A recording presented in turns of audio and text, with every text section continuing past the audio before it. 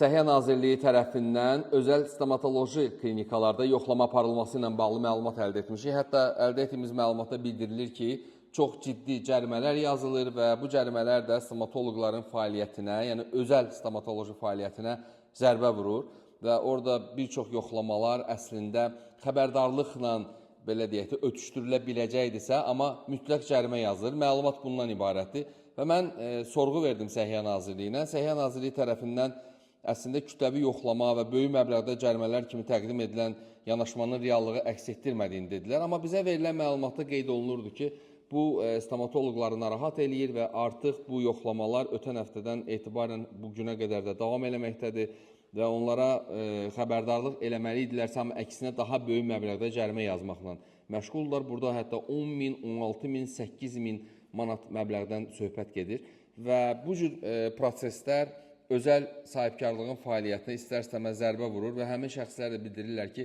tutaq ki, bizim hansısa fəaliyyətimizdə səhv varsa bunu bizə deyə bilərlər. Aradan qaldırmasaq bizə hansısa cərimə tətbiq eləyərlər, amma belə kütləvi cərimələrin tətbiq edilməsi bizi narahat eləyir. Səhiyyə Nazirliyi isə bu məlumatı təksib elədi. Dedi, heç bir kütləvi yoxlama yoxdur, heç bir kütləvi şəkildə cərimə yazılmır.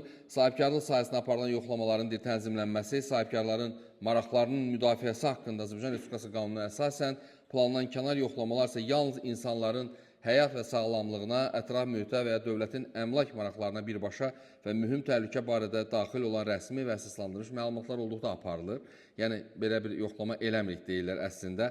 Hətta deyirlər ki, aparılan nəzarət tədbirlərinə əsas məqsəd cərimə tətbiq etmək deyil, İlk növbədə tibbi xidmətin keyfiyyətini, pasiyent təhlükəsizliyini və normativ tələblərə riayət olunmasını təmin etməkdir və ümumiyyətlə bu geniş şəkildə bizə göndərilən açıqlamada birmənalı şəkildə heç bir cərimə tətbiq etmədiklərini və yoxlamanın əslində belə deyək, aparılmadığını, aparılırsa o da qanun əsasında reallaşdıra biləcəyini deyirlər və burada bir fakt var, deyirlər, hüquqi şəxslərlə bağlı protokollar məhkəmə orqanlarında mübahisələndirilərək yekun qərar qəbul edilir. Yəni, fərdi sahibkarlar və fiziki şəxslər barəsində isə inzibati tənbih tədbirləri Nazirlik tərəfindən inzibati qaydada rəsmiləşdirilir və həmin qərarlarda məhkəməyə müraciət etmək hüququ təmin olunur.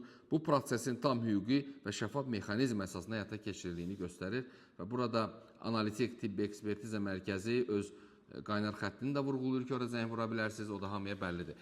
Tək ki, həqiqətən də bizim bildiyimiz məlumat yalan olsun, qoy özəl stomatoloqların fəaliyyətinə maneə yaradılmasın, yəni həqiqətən də qanunu pozublarsa onlara xəbərdarlıq edilsin, amma cərimə ilə bəli, qeyd olunduğu kimi də məsələ həll olunmamalıdır. Orada problem varsa, bu problemin aradan qaldırılması üçün daha fərqli addım atmaq olur. Qulaq asmayandan sonra bəli, cərimə eləyə bilərsiniz. Amma bir daha vurğulamaq istəyirəm ki, bizə verilən məlumatda stomatoloqların kütləvi şəkildə yoxlanıldığı və kütləvi cərimə olunduğu deyilirdi.